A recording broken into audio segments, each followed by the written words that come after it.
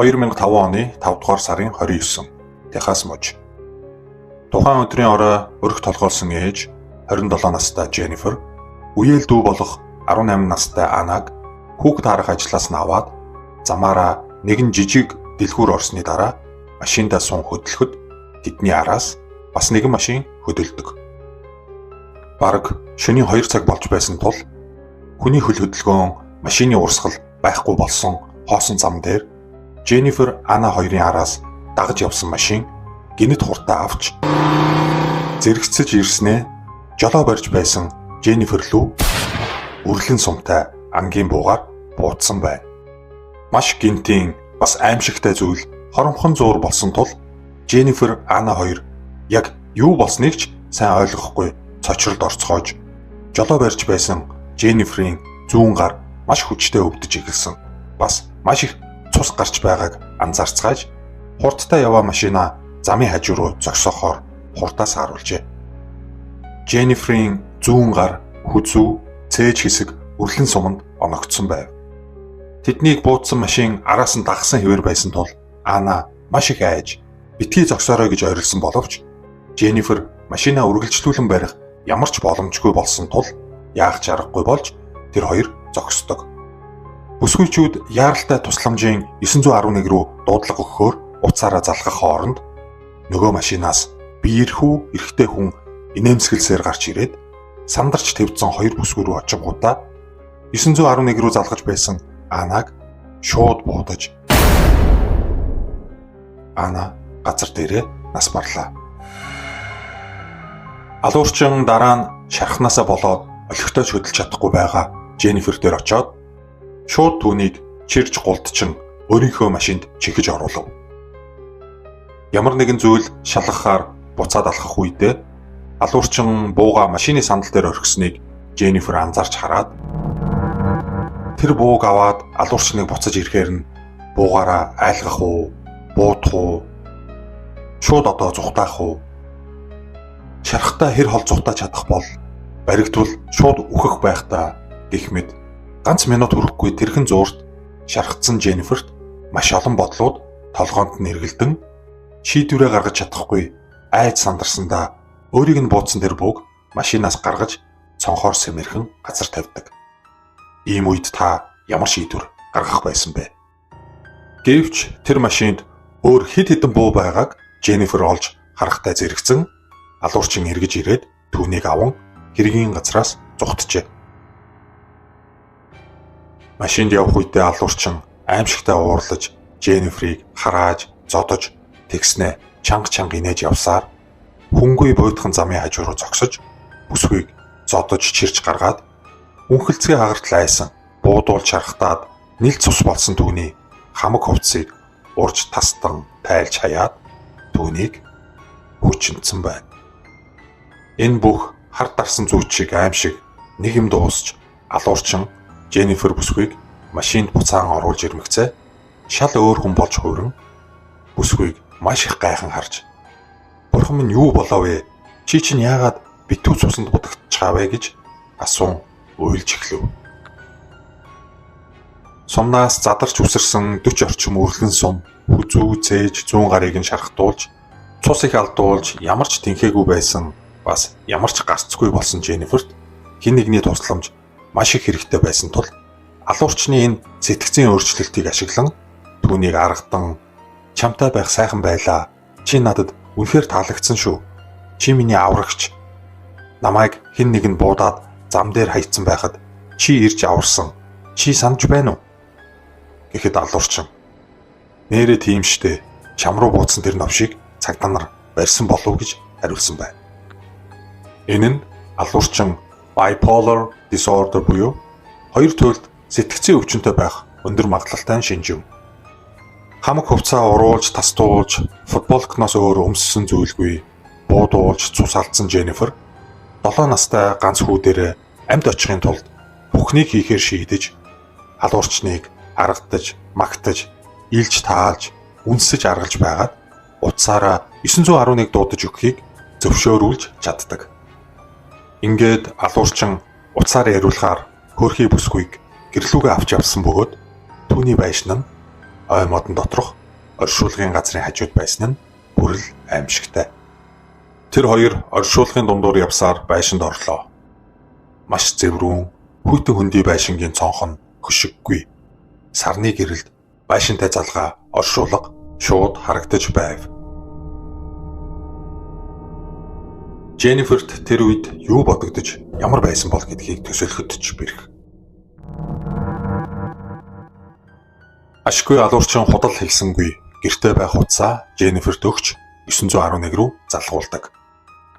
Сэтгэл хөдлөлөө алуурчинд мэдэгдэхгүй тулд Jennifer маш тайвнаар 911-ийн оператортай ярилцсан байна. Хэн нэгэнд буудуулаад хэвтэж байхад нь нэгэн эрэхтэй над дээр ирж туслаад би залгаж байна.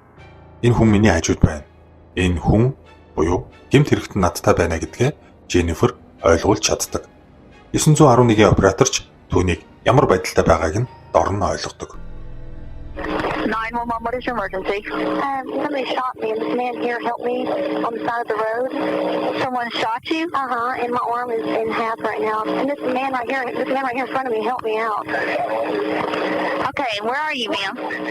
Please hurry. Okay, are you from this area, ma'am?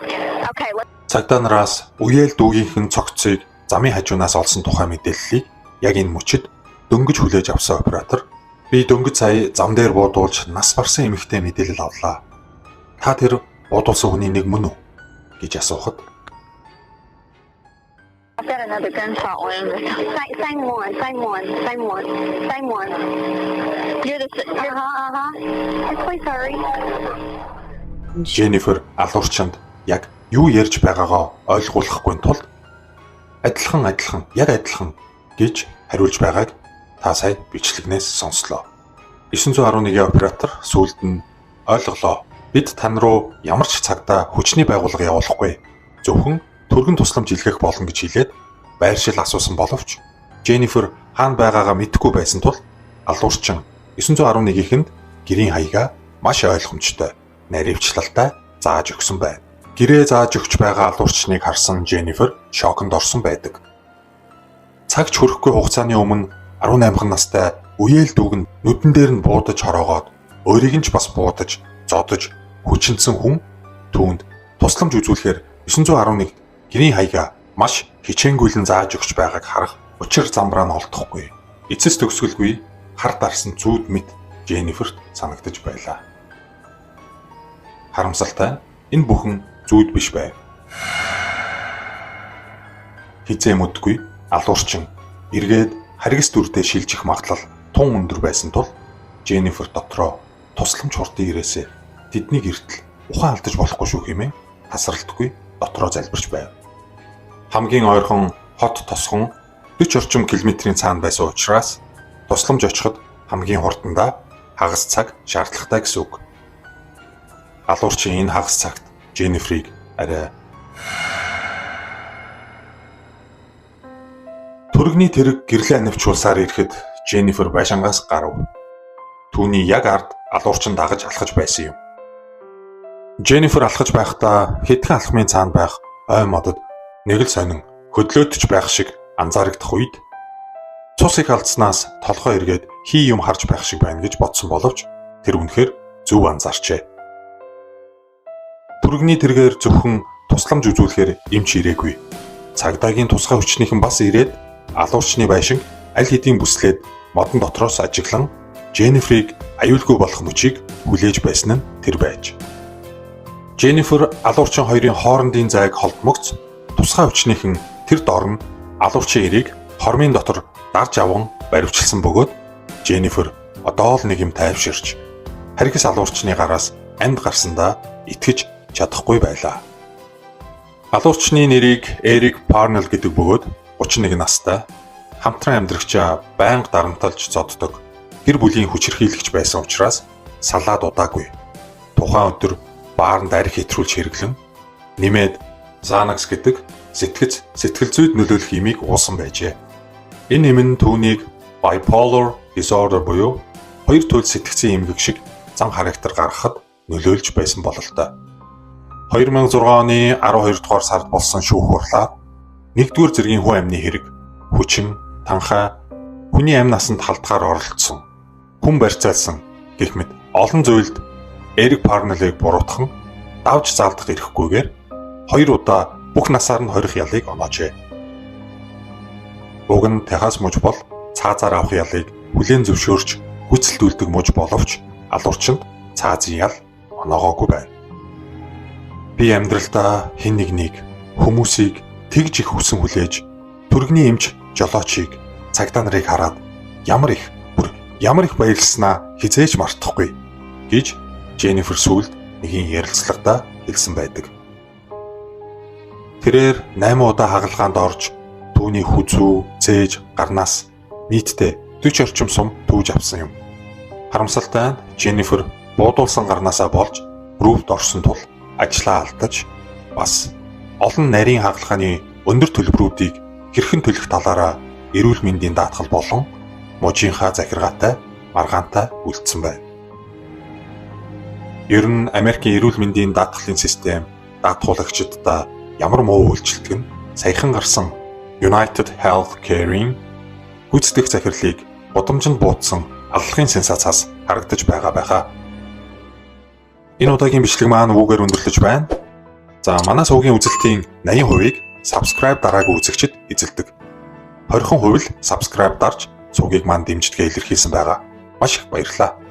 Тэгэхээр та subscribe дарж амжаагүй байгаа бол яг одоо дараад 20%-ийг маань 30% болгож өгөөрэй. Ердөөл 2 секундын хурууны хөдөлгөөн орно. Dad, where are Lori's kids?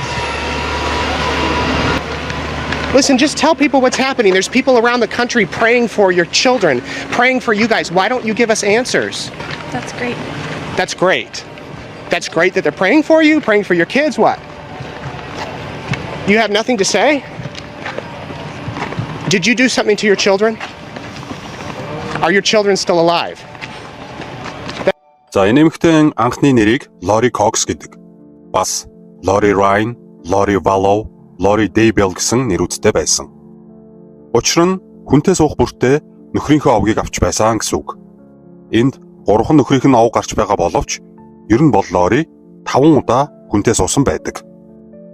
Тэрээр Colby Ryan, Tyler Ryan, Joshua Jackson Vallow буюу JJ гэж товчилж дууддаг 3 хүүхэдтэй.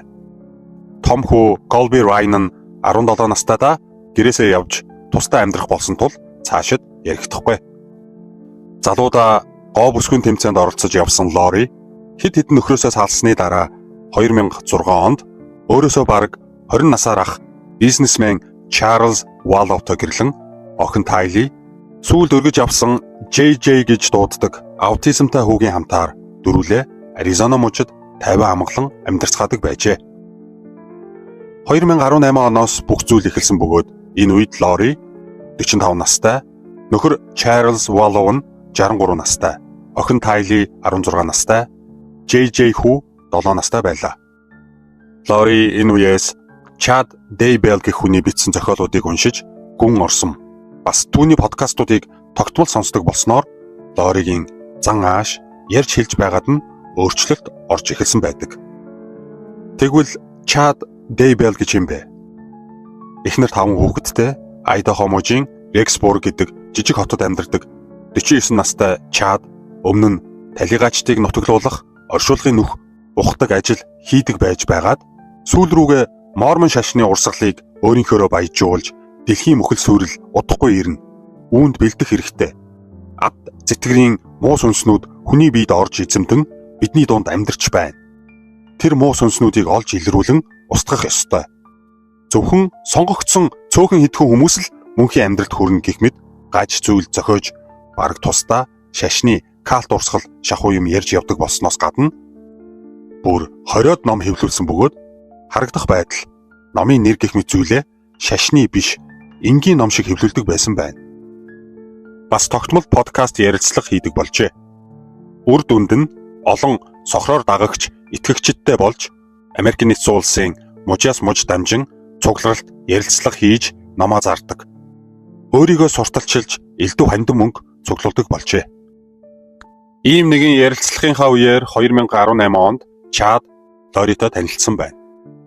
Анхны уулзалтаараа л Chad шууд Lori'д Чи бид хоёр урдны амьдралдаа эхнэр нөхөр байсан гэх маш утгагүй зүйл ярьсан бөгөөд Чадын бүх номыг уншиж, подкастуудыг нь сонсож, түүнийг бишрэгч болсон Лори энэ ярьсан зүйлсийг нь харамсалтай нь хүлээн зөвшөөрч, тааламжтай хүлээж авдаг.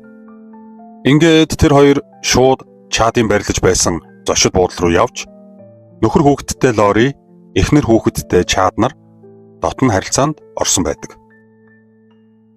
Энэ үйлдэлээ Лори найз хүүхэндээ өөрийгөө сонгогдсон нэгэн болчлоо. Мөнхийн амьдралд удахгүй хүрнэ гэж итгэсэн учраас хийсэн гэж ярьсан байна. Үүнээс гадна Лори өөрийгөө хүмүүсийг зөв зам руу дагуулагч, удахгүй ертөнц мөхөн. Учир нь аз сэтгэрийн муу сүнсүүд хитрхи хурдан дэлхийг эзэлж байна. Сонгогдсон нэгэн байхыг хичээ гэх мэт шал утахгүй зүйл хүмүүст ярьж ухуулдаг болов. Бүр сүүлдээ нөхөр Чарльзыгаа муу сүнсэнд эзэмдүүлсэн гэж ойр тойрны найз нөхөддөө ярьж явах болжээ. 2019 оны 1-р сард Лоригийн нөхөр Чарльз цагдаад дуудлага өгөв. So what makes her a danger to herself and to others? Threatened me, murder me, kill me. Yes. And she said, How did she do that? My bishop right there is in the car. He was on the phone with me today when she said, "I will have you destroyed." Is what she said there. Okay, that's not a threat to kill you. Yesterday was a threat to kill me. Okay. What did she say yesterday? She said, "You're not Charles. I don't know who you are, what you did with Charles, but I can murder you now with my powers." Чарльз хэлэхдээ манай эхнэр намайг чи бол Чарльз биш, чамайг одоо алах болно гэж сүрдүүлээд байдаг боллоо гэж хэлж байгааг бичиж авсан цагдаагийн энгэрийн камерын бичлэгийг та үзэж байна. Тогтмол ингэж айлгаж сүрдүүлж занлахилдаг болсон учраас ямар нэгэн зүйл тохиолдвол хэрэг болох байх гээд Чарльз цагдаа дуудаж бүртгүүлсэн нь энэ бололтой. Үүнээс хойш хэд хэдэн удаа цагдаа дуудан Лориг бүртгүүлсэн байдаг. Элдв муу сүнс биед нь орсон гарсан түүнээс болж намайг ална гэж занлахилаад байна гэсэн дуудлагад цагдаа нар үнэндээ яг ямар арга хэмжээ авахаа мэдэхгүй зүгээр л тэмдэглээд үлддэг. Зарим цагдаа магадгүй эсэргээрээ Чарльзыг сэтгцийн асуудалтай гэж харсан байх. Лоригийн иймэрхүү элдв занлахилал зогсохгүй байсан тул Чарльз амь насны даатгалаасаа авах $1 сая амь насаа алдсан тохиолдолд эхнэр Лорид биш JJ хүүдээ буюу түүний давхар асрамжлан хамгаалагч төрсөн эмээгийнх нь нэрлүү шилжүүлдэг. Удалгүй Чарльз 13 жил ханилсан Лоригоос албан ёсоор салахаар өргөдөл өгч гомдол гаргасан ч Лори салах өргөдөл дээр гарын үсэг зурхгүй хэрнээ тусдаа амьдарч байсан нь амь насны даатгалтай холбоотой байх гэж харагддаг. 2019 оны 7 дугаар сарын 11-ний өглөө Чарльз тусдаа амьдарч байгаа эхнэр Лоригийн JJ хүүгээ сургуульд нь хүргэж өгөхөөр хуваарийн дагуу тэднийд очдог. Байшинд Лори, охин Тайли, хүү JJ-гээс гадна Лоригийн ах Алекс тэднийд байлаа. Ах Алексига Лори мунхруулж өөрийн хэлж ярьдаг ертөнцийн мөхөл ад зэтгэр муу сүнсүүд сонгогдсон нэгний мөнхийн амьдралын талаар итгүүлж дээр нь Чад түүнийг дүүгийнхээ бие хамгаалагч Дайчин Баатраар бурхнаас сонгогдсон гэж тушааснаар Алекс Лори дүүгийнхээ хажуунаас салахгүй. Лори ч түүнийг байнга хажуудаа хамгаалагч болгон дагуулж явах болсон нь энэ юм. Чарльзыг орж ирмэгц Лори түүнтэй маргалдаж эхэлсэн бөгөөд ах Алексига энэ бүхнийг зохицуулах үүрэг өгөөд хоёр хүүхдээ аваад сургууль руу явхаар гарсны дараа харамсалтай нь And what is the emergency? I shot my brother-in-law Okay, what part of his body is injured? in the chest, Okay, is he awake and responsive or unconscious? unconscious. Okay, is he breathing? I can't tell. Okay, are you willing to go over to him and check? Sure. Okay, do you just let me know if you see his chest going up and down? How old is he? It's not moving. He's 60. Okay, and are you wanting to start CPR? No, I don't know how to do that. Алекс хүргэн дүү Чарльзыг буудаж хөнөөгөөд 911 рүү маш тайвнаар дуудлага өгсөн бичлэгийг та сонслоо. Цагдаа нарын газар дээр яралтай очиход Алекс гадаа хүлээгээ сууж байсан бөгөөд яг юу болсон талаар хэлэхдээ Лори Чарльз хоёр маш хүчтэй маргалдаж Лориг хүүхдүүдээ аваад сургууль руу явсны дараач Чарльз надтай маргалдаж над руу дайрсан. Би бие хамгаалах гээд хажуу өрөөнд байсан бууг авч түүний цээж рүү буцаан гэжээ. Энэ үеэр Лори эргэж ирсэн бөгөөд цагдаа нарын асуусан асуултанд маш тайван болох ёстой юм болдгоороо боллоо гэсэн байдалтай хариулж байв. That's why the neighbors don't know us. Gotcha. Like, hi neighbor, sorry. Тусдаа амьдарч салах гэж байгаа хэдий ч 13 жил хамт амьдарсан нөхрийг нь ах нь бүр гэрт нь буудаад хөнөөчөөд хүн амны хэрэг гарчаад байхад манайх нүүж ирээд удаагүй юм л да. Хөршүүдээсээ бүр санаа зовчлоо. Гэх утгатай зүйл яриа зогсож байгаад нь цагдаа нар үнэхээр толгой сэгсэрч байлаа. Алекс Лори хоёрыг цагдаагийн төв дээр аваачин байцаалд авахд бие хамгаалсан гэдэг тайлбар хэлсэн тул дэлгэрэнгүй шалгаж нэгтлэх хүртэл тэр хоёрыг тавьж явуулсан байна. Харин Лори даатгалын компаниас нас барсан нөхрийнхөө даатгалаас $1 сая байтугай ганц ч цент авч чадахгүйгээ мэдмэгцээ хэрэг гарснаас 3 хоногийн дараа Айдахо мужид руу нүүсэн байна. Түүний очисон хот бол түүний амраг бас шашны мунхруулагч Гиген багш Чадны хот байсан ба маш ойрхон байранд нүүж орсон байна. Энэ удаа Лори өөрийн төрсөн охин Тайлид ад сэтгэрийн хас сүнс шүглсэн гэж үздэг. Энэ нь маш ойлгомжтой. Тэрээр 16 настай төрсөн охиноосоо салахыг хүсжээ гэсэн үг. Энэ зураг бол тухайн оны 9-р сард Тайли охины Yellowstone паркт авахулсан хамгийн сүүлийн зураг бөгөөд үүнээс хойш түүнийг хэн ч олж хараагүй байна. Тайли бол дүү JJ-гээ маш сайн харж ханддаг сайн ихч байсан бөгөөд хэрв Тайли байхгүй бол аутизмтай JJ хүү ганцаардаж хинч биш болно гэхэд хэлсдэхгүй. JJ ихчтэй өргөж авсан Лори ээжээсээ илүү хайртай байжээ. Are you taking a video of my child? Your child? My child. Гэвч төдий л удсангүй ихчийнхээ араас 2-7 хоногийн дараа JJ бас сургуу алга болов. Хүүг алга болохоос өмнө Лори нэгэн найздаа JJ зомби болсон. Түүний дотор хар сүнс орсон гэж хэлж байсан байна. Тэгэхээр бүх зүйл ойлгомжтой. Лори нөхөр, охин, хүүгээд гэр бүлийнхээ бүх гишүүдийг хар сүнсэнд эзэмдүүлсэн шалтгаанаар ямар ч байсан өөрөөсөө холдуулж ганцаараа үлдэж ганц бие эмэгтэй болж чадлаа. Тэгвэл энэ үед Чад хууль ёсны эхнэрээс хэрхэн цэвэрхэн салах арга хайж байв. Олон ч хонсонгүй нэгэн шөнө Чад том хүүгээ унтлахын өрөөнөөсөө хурдлаарай гэж дууддаг. Том хүү нь өрөөнд ороход ээж нь хагас биеийн орон дээр цээжин хэсэг нь шал руу орноосоо тонгоосон байдалтай хөдөлгөөнгүй хөвтөж байсныг хүү нь татаж өндийлгөхөд 49 настай Тами Дейбел аль хэдийн амьсгал хураасан байлаа. Яагаад ч юм цагдаа шүүхийн задлан болоогүй нь тун хачирхалтай. Талигаачийг ханиадтай байсан, ханиад нь хүндрээд шүн унтаж байхдаа нас барсан гэсэн нөхөр Чадын тайлбар нь нэг л тийм ямар нэгэн шалтак хэлэхгүй бол болохгүй гэсэн мэт. Чад эхнэрийнхээ оршуулгыг маш хурдан хийж дуусган хэвийн амьдралдаа орсон байдаг.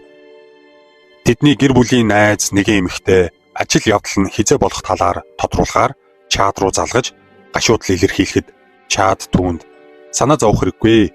Би маш сайн байгаа. Бүх зүйл дууссан. Бүх зүйл өнгөрсөн. Үлдсэн бид цаашаа урагшлах хэрэгтэй. Би нэгэн эмэгтэйтэй танилцсан. Удахгүй хурмайч хийж магадгүй. Чамд хэлнэ гэж уцаар ярьсан эмэгтэйг шоконд оруулжээ. Бас нэгэн гэр бүл тэднийд эмгэнэл илэрхийлэхээр Чадынд очиход Чад гэртээ нэгэн бүсгүйтэй тэврэлтсэн, нялуурсан, хөгжилтэй мардсан зүйл ярьж инээлдсэн яг л өсвөр насны хүүхдүүчиг байхыг хараад ирсэн зочдод үнэхээр хэлэх үг олдоогүй. Чад тэдэнд хэлэхдээ энэ бүсгүйг Лори гэдэг. Тэр бас саяхан охиноо алдсан. Бид хоёр яг адилхан асуудалтай байгаа учраас хамтдаа байгаа юм а гэсэн тайлбар хэлдэг. Лори нүүж явснаасаа хойш хуучин найз нөхөд хамаатнуудаа Тайли охин JJ хүүгээ маш сайн байгаа. Шинэ газараа маш сайн дасан зогсож байгаа гэж хэлж байсныг маш олон хүмүүс гэрчилдэг. Гэтэл алга болсныг нь нууж худлаа ярьж байсан бол одоо бүр Тайли охиныгоо нас барсан гэд яриад явж байгаа Лори үнэхээр их хүн ээж хүн мөн үү? Ашгүй JJ-гийн төрсөн эмээн түүнийг үнэхээр зүгээр байгаа эсхийг шалгуулахаар цагдаа нарыг Лори руу явуулсан бөгөөд цагдаа нарт Лори инхүү хариулжээ. JJ-г би Аризона мужид байдаг сайн найз руугаа явуулсан байгаа. Найзыг маань Мелани гэдэг. Тэдний тэд хонцоход ирнэгээд утсыг нь цагдаа нарт өгөөд явуулжээ. Лори цагдаа нарыг явсан даруйд Мелани найз руугаа ярьж хэрв чам руу цагдаагийн газраас уцтвал JJ танаад байгаа гэд хэлээрэй гэж хүссэн байна.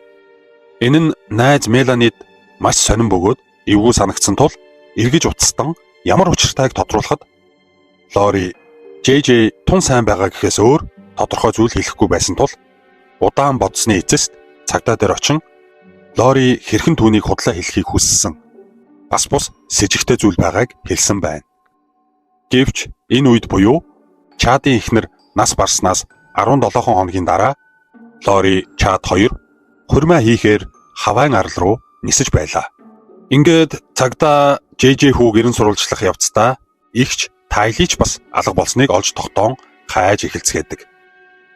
Бас эгчдүү хоёрын бүх хувцас, тоглоом, эд хогшлыг Лори гэрээсээ хол агуулгах түрээслэн нуусан байсныг олж илрүүлдэг. Олон нийтэд хүүхдүүд алга болсныг мэдээлж эмээ өвөө нь мэдээлэл өгсөн хүнийг $20,000 шагнах тухайч зарласан байна. Хоёр хүүхэд алга болсныг сонсоод Чадын 5 хүүхэд бүр их гайхаж байлаа. Учир нь тэд Лориг хүүхэдгүй гэж ойлгож байжээ. Лориг хүүхдүүдийнх нь асуудлаар Хавайгаас яаралтай буцаж ирэхийг шаардсаны дагуу Чад Лори 2 хурмын аяллаасаа буцаж ирсэн бөгөөд тэр хоёр хүүхдүүдийнхээ талаар ганц ч үг ган хийхгүй байлаа. Талигаач ихнэр та мэд чинь яг юу тохиолдсон юм бэ Чад? Лоригийн хүүхдүүд хаана байгаа вэ? Яагаад та хоёр юу ч ярихгүй үл тоосон байдалтай байна вэ? Хэлэх юу ч байхгүй гэж юу? Таны хүүхдүүд амьд үү? Танаас уг нь маш энгийн зүйл асууж байна штэ. Улс орон даяараа танаа хүүхдийг эрүүл сарвал олдоосоо гэж залбирч санаа зовж байна. Бухимдсан сэтгүүлчийн асуултанд Лори That's great. сайн байна гэж залхсан байдалтай хариулж байгааг та сая үзлээ. Чад Лори 2-т ингэж дуугүй байж цаг хожих боломжийг ах Алекс нь олгосон гэж харагддаг. Учир нь Чарльзыг Лоригийн тарих угаалтаас болж буудсан байх өндөр магадлалтай. Бас хүүхдүүдийг нь хаана байгааг мэдхээс гадна цаашлаад Чадын эхнэр Тамигийн үхлийн шалтгааныг ч мэдэж байх боломжтой Алекс 2019 оны 12 дугаар сард байгалийн жамаараа нас барсан юм. Эхний мэдүүлэг байцаалтаа өгсөн Чад Лори 2 хурмын бал сарын аяллаа үргэлжлүүлэхээр Хавайн арал руу буцаад ниссэн бөгөөд энэ хооронд мөрдөгчд тэр хоёрын хэрэг дээр нэлээд эрчимтэй ажиллаж байлаа. Чадын талигаач ихнэр Тамигийн шарилыг ухаж гаргаж ирэн криминалистикийн задлан хийхэд Тами хүндэрсэн ханиадаар биш харин хоолой нь боогдож агаар дутагдсанаас болж нас барсныг тогтоодог. Унтаж байхдаа багалцуурдулсан буюу хүн амны хэрэг гэсэн үг. Үүнээс гадна мөрдөгчд Алекс нас барахаас өмнө Чадынд хэд очсон. Ялангуяа шөнийн 2 цагт Чадын арын хоосон хашаанд их утасныг гар утасны сүлжээгээр нь мөрдөж тогтоосон байна. Уг арын хашаанд нь байх өмнө нь хөндөгдсөн газрыг доош ухаж үзэхэд уутанд ороосон 2 хүүхдийн шарил гарч ирдэг. Үнэхээр харамсалтай. Тайлгийн охин дүү JJ-гийн хамтаар энд нойрсож байлаа. Энэ үед Хавайн далайн эрэг дээр наран шаран жаргалаа эдэлж байсан Лори Чад 2-т цагдаа нар баривчлах зарлангийн хуудсыг нь гардуулаад Айдахо муж руу авч явлаа. Мэдээж Лори Чад 2 хэрэгэ шууд хүлээн зөвшөөрөхгүй байснаас хэрэг сунжирч хугацаа авч байсан хэдий ч өдөр бүр мөрдөгчд тэдний бүх үйлдэлийг нэг нэгээр нь ил болгох үед тэр хоёр бүх бурууг нас барсан Алекс ах руугаа чихэж байлаа. Чад бол хүний тарих угааж манипуляц хийхтэй маш сайн. Өөрт нь саад болсон замаасаа зайлуулах ёстой хүнээ ад зэтгэрийн хар сүнсэнд биеийг эзэмдүүлсэн зомби болсон гэж бусдад итгүүлдэг. Лориж түүнээс дутхгүй ухуулагч. Гэхдээ Чадын хэлснийг өг дуугүй дагдаг. Лори ах Алексигаа мунхруулж хатхан 3 дахь нөхөр Чарльзыг хороолгосон боловч амь насны даатгалын мөнгнөөс нь авч чадаагүй. Гэхдээ аутизмтай JJ хүүгийнхээ нэр дээр ирдэг улсын халамжийн мөнгийг ашигладаг. Чад ч бас талигач эхнэрийнхээ амь насны даатгалын мөнгийг авч ингээд тэр хоёр хинч саад төвөг болохгүй хаваан арал дээр хурмаа хийж тансаглан жаргаж байсныг нь бид мэдсэн. Чадын гэрийн арын хашаанаас олдсон талигач хүүхдүүдийг ороосон уутнаас Алекс Чад хоёрын хурууныхээ ДНА олдсон. Ороосон скотчнд наалтсан үс Лоригийнх болох нь батлагдсан гэд маш олон нотлох баримтуудаар Чадыг эхнэр Тами, талигач хүүхдүүд болох Тайли, JJ нарын үхэлд буруутай. Лориг хоёр хүүхдүүдийнхээ үхэлд буруутай тул 2024 оны 5-6 дугаар саруудад болсон шүүх хурлаас тэр хоёрыг 1-р зэргийн хүн амны хэрэг үйлдсэн гэж үзэн Чадад ялын дээд хэмжээ цаазаар авах ял. Харин Лорид эргэж давж заалдах эрхгүйгээр бүх насаар нь хорих ял оноожээ. Үнэхээр харамсалтай. Ямар ч гэмзэмгүй хөөрхий хүүхдүүд. Энэ хэрэг нь бүхэлдээ зүгээр л утга учиргүй тархи угаалт, харанхуй сүсэг бишрэл, замбраагүй гэр бүлээс гадуур харилцаа, мөнгө. Энэ бүх зүйлс эцэстээ хүнийг ямар аимшигтай болгодгийг харуулж байна. Энэ удаагийн бичлэг маань үүгээр өндөрлөж байна. Танд таалагдсан бол лайкад авч шеэр хийгээрэй. Коммент хэсэгт энэ хэргийн талаарх бодлоо хуваалцаарай. How are you, honey? This is bolt cutters. This is our best. He's a paramedic. Oh yeah. Okay, we're gonna get you out there. Okay. Just hang loose for me. Anybody got? I need a handcuff key. Энэ удаагийн бичлэгээр Америкийн цуврал алуурчин, гаж донтой маниак, бэлгийн боолчлогч нэгэн новшийн талаар ярихаар бэлдлээ. Бичлэгээ 18-аас дээш насныханд сэрэмжлүүлэг, анхааруулга болгож оруулж байгаа шүү. За энэ нэрийг Тод Кохлеп гэдэг 1971 онд Флорида мужид төрсөн, ээж нь аавтай нь их багтаа учирсан удалгүй салцгааж, үүнээс хойш ээж нь хэд хэдэн хүнтэй сууж салж байсан. Тод багасаа л бусад хүүхдүүдээс эрс өөр, ууртай, хэрцгий, хүйтэн сэтгэлтэй байсан гэдэг. 3 настай байхдаа аквариумтай загасны усанд Clorox гэх мэт гэр ахуйн цэвэрлэгээний бодис хийж загаснуудыг хэрхэн үхэж байгааг харах дуртай байснаас эхлээд том болох тусмаа түүний үйлдэлүүд хорон болж ирсэн байдаг. Хийм буугаар муур нохооны эмзэг газар руу буудаж тамлах нь түүний хамгийн дуртай ажил байсан бөгөөд сэтгэл хөдлөлөө удирдах чаддаггүй, уур нь хөдлөхөөрөө хан руу цохих, хувцснуудаа урж тасдаж хаях, аяг тавг хаглах үйлдэл ихээр гаргадаг.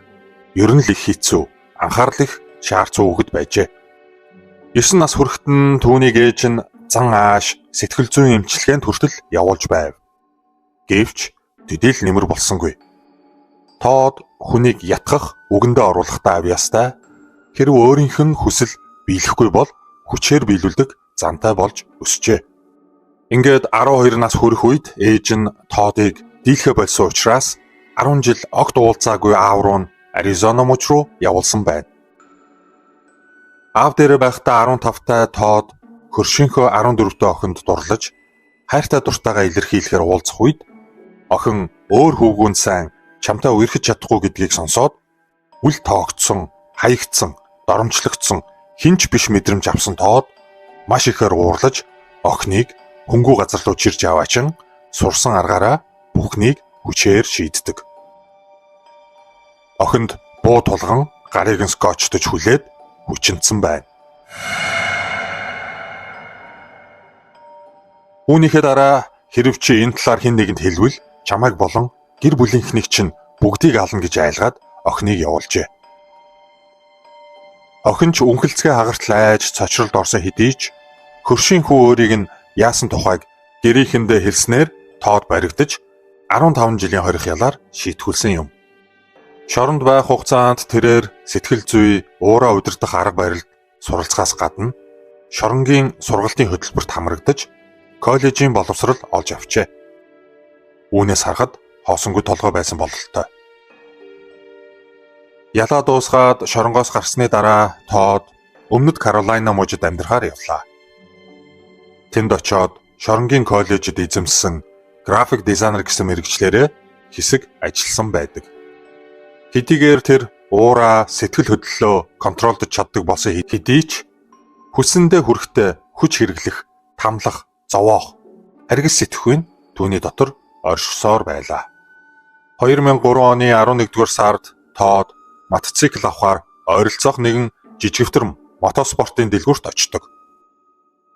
Тэндээс $9,000 үнэтэй мотоцикл авсан боловч сайн унаж чадахгүй байсан тул удалгүй мотоциклээ буцаахаар эргэж очиод учраа хэлэхэд нь дэлгүүрийн эзэн маш бүдүүлэг харьцаж буцаалт хийхгүйгээс гадна түүнийг бараг хөөж явуулсан байна. Маргааш нь түүний мотоцикл гэрийнх нь гаднаас алга болсныг Тод уг дэлгүүрийн эзний хийсэн ажил гэж хардан мотоспортын дэлгүүр рүү уураа дарж ядан очижээ. Учир нь Тод 15 жилийн өмнөх үл тоогдсон, хаягдсан, хинч биш доромжлогдсон мэдрэмжийг ахин хүчтэйгээр мэдэрсэн байх гэж сэтгэл зүйчид сүүлд тодорхойлдог. Тод дэлгүүрт очмогцоо үйлчлүүлэгч байгаа эсхийг сайн тандаад байхгүй гэдгийг нь мэдмэгц дэлгүүрийн арын хэсэгт байх засварын хэсэг рүү очиж мотоцикл угсарч байсан механикч залууг 2 буудаж газар дээр нь хороов. Үүнийхээ дараа урд танхим руу ороход буунд уг сонссон дэлгүүрийн эзэн түүний араас менежер залуу өөдөөс нь ирж байлаа. Хажуу талаас гинэт уг дэлгүүрийн нэгтлэн бодогч эмэгтэй гарч ирсэн тул Тод түүнийг эхлээд 3 удаа цээж рүү буудаж эмэгтэй газар дээрээ нас барав. Энэ гинтийн аимшигтай үзэгдлийг харсан дэлгүүрийн эзэн менежер 2 урт хаалга руу айн зогтох үед Тод ямар ч сандралгүйгээр гар буугаад дахин цэнэглэж аваад тэр хоёрыг нуруунд нь хэд буудаж унгаад хажууд нь очиод гүйцээж буудсан байна. Ингээд тэр хариугаа авч санаагаа амраасан бөгөөд Тод сүүлд нь мөрдөн байцаалтанд мэдүүлэхдээ дэлгүүрийн бүх ажилчид буюу уг 4 хүнийг хөөж буудаж хороох нь яг л компьютер тоглоом тоглож байгаа мэт санагдсан гэж маш тайвнаар бас бахархсан байдалтайгаар хэлсэн байдаг. Хэдийгээр цусан далай болсон хядалгаа Тод үйлдэж дуусаад явснаас бараг 5-10 минутын дараа уг дэлгүүрт ирсэн үйлчлүүлэгч цогцоснуудыг олж хараад шууд 911 дуудан цагдаа мөрдөгчд цаг алдалгүй шуурхаа ирсэн хэдий ч энэ гэх ямар ч уул мөр олоогүй. Бас уг дэлгүүрт хяналтын камер байхгүй. Байршил нь бусад үйлчлэгээний байгууллагуудаас зайтай ганцаараа модон дотор байрлалтай зэрэг нь Тодыг баригдалгүй зүхтаах боломжийг олгожээ. Түүний үйлцэн энэ аимшигтай хядлага нь илрээгүй тул тухайн хотдоо царцсан хэрэг буюу cold case болж үлджээ. Уг хэрэгээс хойш Тод үл хөдлөх хөрөнгө зуучлагч болохоор тусгай лиценз олголтын сургуульд сурч амжилттай төгсөж чадсан боловч шалгалтандаа тэнцсэн хүн бүр лиценз авахаас өмнө гэмт хэрэгт холбогдож байсан эсэх талаарх түүх рекордо шалгуулах үеэр шоронд 15 жил хоригдож байсан гэдэг нь гарч ирсэн тул лиценз авч чаддаггүй. Харин Тод буу тулгаж хүчингийн хэрэг хийснийг тас нууж бага өсвөр насндаа хүний үгэнд автаж буруу зүйл хийсэн. Бас миний ял шийтгэл хэд хатуудсан байсан гэх мэтээр өөрийгөө өрөвдүүлж уянгалсан захиа бичин шалгалтын комисс руу илгээсэн нь амжилттай болж түүний захианд итгэцгээсэн үл хөдлөх хөрөнгө зуучлалын холбоо түүнд лицензийг нь олгосон байна. Ийхүү зөвшөөрлөө авсан Тод 2006 оноос хойш үл хөдлөх дээр ажиллаж эхэлснээс хойш удалгүй бизнесээ томруулан өөрийнхөө нэр дээр компани байгуулан доороо 5-аас 6 реалтор ажилуулдаг болж хөөрхөн под хийсэн амжилтыг үзүүлжээ. Энэ л үеэс эхлэн түүний доторх муу ёрын чөтгөр эргэн сэргсэн бололтой гэмт хэрэгүүдээ ахин үйлдэж эхэлдэг. Мөнгөтэй болсон Тод хэд хэдэн үл хөдлөх хөрөнгө худалдаж авсан ба хотоос зайдуу маш том 100 акр газартай нэг хуучин хаусыг $305,000 авсныг нь зах зээлийн үнэлгээнээс хэд өндөр үнээр авлаа гэж ажлынх нь риалторууд үнэхээр гайхсан байдаг.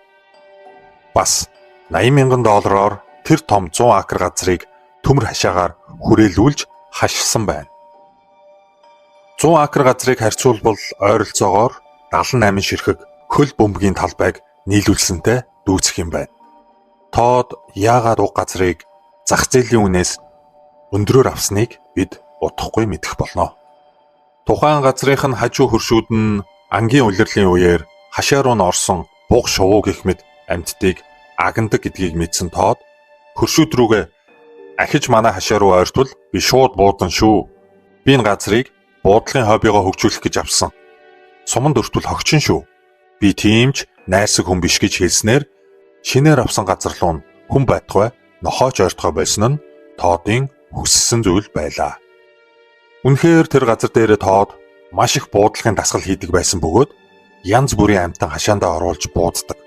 Зүгээр ч буудахгүй албаар олон 10 удаа шархтуулж тамлаж хороодог байжээ.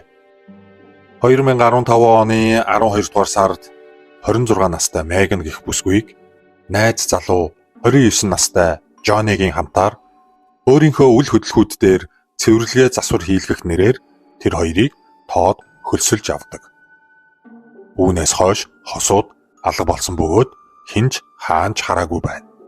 Харин дараа нь 2016 оны 8 дугаар сарын 31-нд дараагийн хосууд болох Кейла, Чарли нар Тодын үл хөдлөх хөрөнгүүдийг цэвэрлэж, засаж арчилгаа хийхээр хөлслөгддөг. Учраа дудаагүй байсан шинэхэн хосуудыг Тод ямар ажил хийлгэхээ өөрөө очиж үзүүлнэ гэд хотоос зайтай байх сүүлд авсан 100 акр эдлэн газартаа авчирсан байдаг. Мэдээж үүнээс хойш хосууд сураггүй алга болсон байна. Өдөр бүр ямар нэгэн байдлаар холбогдож сонин сайхнаа ярьдаг байсан хүү Чарлин гинэд хэл чимээгүй 2 өдөр таг алга болсон тул Чарлигийн гэрийнхэн санаан зовж найз бүсгүй Келатагаа амьдардаг түрээсийн байранд нь очиж шалгахад нь хинч байхгүй байснаар тэд цагдаад мэдэгдэж бүртгүүлжээ. Бас өөрсдөө гадуур зар нааж тараан мэдээллийн хэрэгслүүдээр ч Чарли Кела хоёрыг хайж байгааг зарлуулсан байна. Гэтэл 7 хоногийн дараагаас Чарлигийн Facebook нэм орж найз бүсгүй Келатагаа хуримлахаар өөр муж руу явлаа. Бид гэрлэлтэд батлуулчлаа.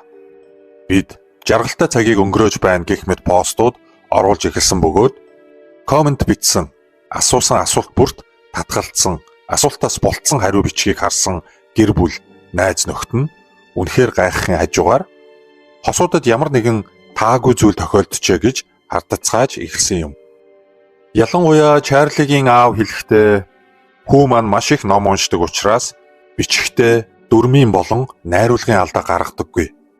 Гэтэл тэр Facebook дээрх постууд, хариу комментууд нь зүгээр л энэ бол Чарли биш өөр хүн гэдгийг харуулж байна гэж хэлсэн байдаг. Цагдаа болон гэр бүл найз нөхөд гээд хосуудыг бүгд хайж байсан ч олигтой ахиж гарсангүй. Хоёр хосын сүулт холбогдсон бүх хүмүүсээс мэдүүлэг авсан бөгөөд энэ дотор Тодч байсан юм. Надад ажил хийж өгнө гэсэн ч маргааш нь ирээгүй. Ахин холбогдоогүй гэж Тод мэдүүлсэн тул түүнийг тэгсгээд явуулсан. Сэжигтнэр татаагүй юм байна. Өдөр хоног явсаар 7 хоног, сар, нэг мэтгэд 65 хоног өнгөрлөө. 11-р сарын 3-нд Келагийн утасны сүлжээг гинэт асаж хаана байгаа байршлыг нь тогтоох боломжтой болсон ба байршлал нь Тодын сүүлд худалдаж авсан 100 акр газрын яг дэргэд шахуу хид орж ирснийг цагдаа нар тэмдэглэж авч чаджээ. Ингээд дохио өгсөн газар буюу Тодын эдлэн газар руу цагдаагийн мөрдөгчд шуурхаа явж очисон байна. Тэр том газрыг бүхэлд нь төмөр хашаагаар тойруулж төмөр гинжээр гинжилсэн байсныг мөрдөгчд шалгахад уг эдлэн газар хосуудтай сүүлд холбогдсон Тодын эзэмшил байсан нь маш сэжигтэй санагдаж өөр хэсэг мөрдөгчдийн багийг Тодын гэрлүү ахин мэдүүлэг авахуулахаар явуулдаг.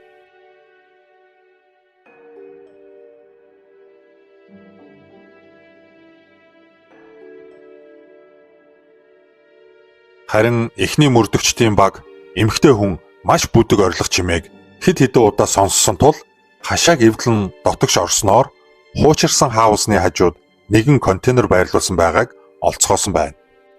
Уг контейнерыг 6 ширхэг маш том цоожоор цоожилсан байсан тул тусгай тасдах багаж авчран багахгүй цагийг шаардаж онгойлгож чадсанаар санаанд оромгүй зүйлтэй мөрдөгчд нүүр тулцгаасан юм.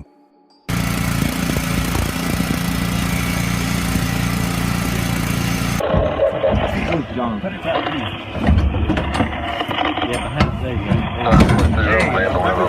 Watch out. Y'all move.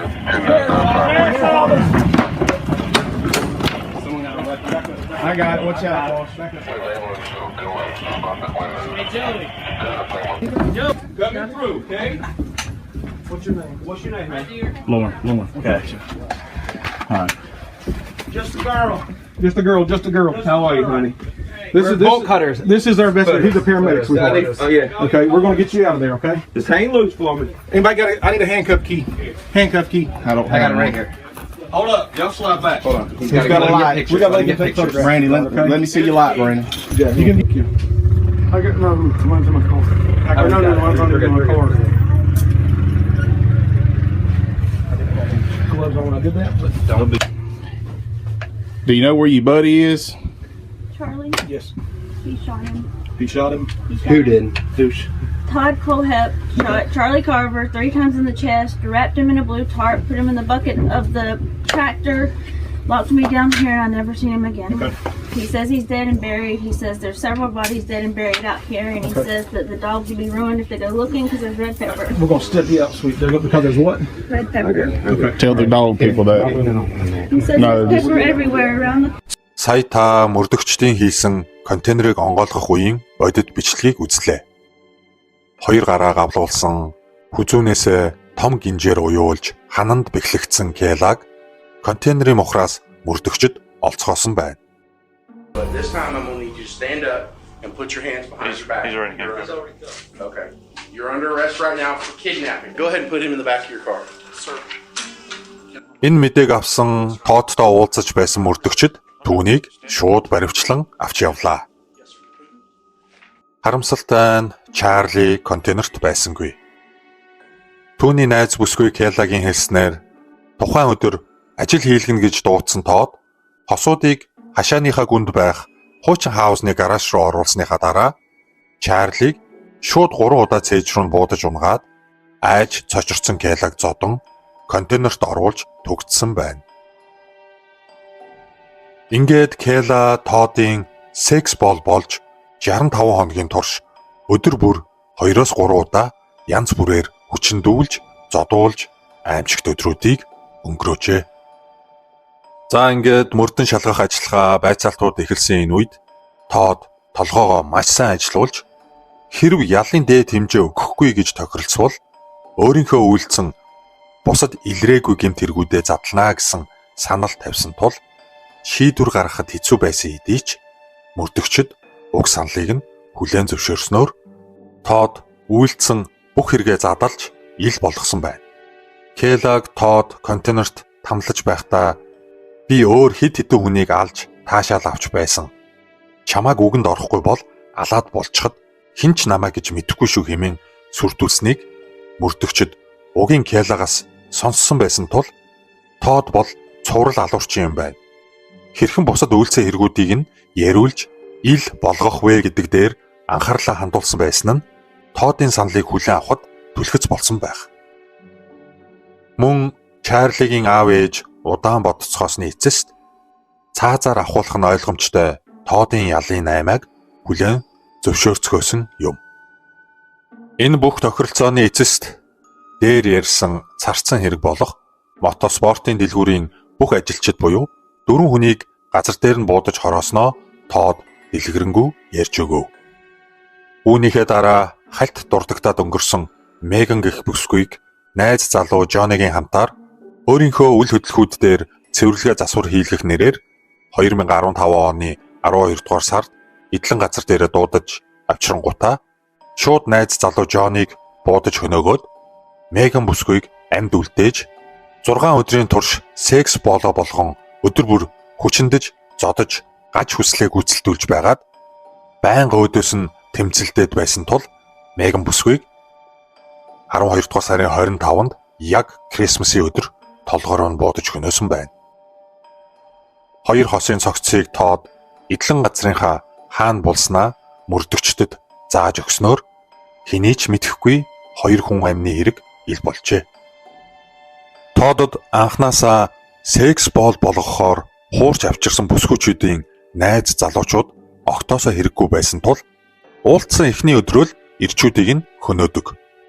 Хамтд нь дуудаж авчирдаг гол шалтгаан нь хэрв хосоороо алга болвол хүмүүс тэгж итвхийлж ирж хайхгүй, тоохгүй гэж тооцоолсноо Тод байцаалтын үед хэлсэн байдаг.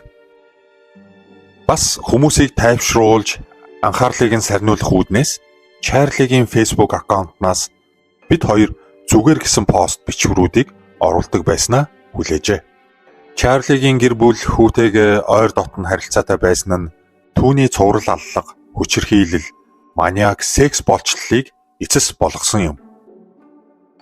Хэрв ийм гэр бүлийн ойр дотн холбоо харилцаа байгаагүй бол хүүхдүүдээ араас нь эрэл сурал болоогүй бол Тод цаашид хэдэн ч хүнийг хороож яргалж тамлан боолчлох байсан гэдгийг хинч таашгүй. 2017 оны 5 дугаар сард болсон шүүх хурлаар Тод Кохлепийг 1-р зэрэглэлээр 7 хүний амнасыг хөнөөсөн, цуврал аллага үйлдсэн, хүн давтан барьцаалсан, олон удаагийн хүчингийн хэрэг үйлдсэн гэх мэт маш олон гэмт хэрэгүүдийг нэгтгэн түүнд бүх насаараа шоронд хоригдох ял, нэмэх нь 60 жилийн ял өгснөөр энэхүү алуурчны харгас түүх өндөрлжээ. Subscribe дарж сувгийг маань дэмжихээ битгий мартаарай. Уг хэргийн талаарх санал бодлоо комент хэсэгт заавал үлдээгээрэй. Таны ажил үйлсэд амжилт хүсье. Түр баяртай.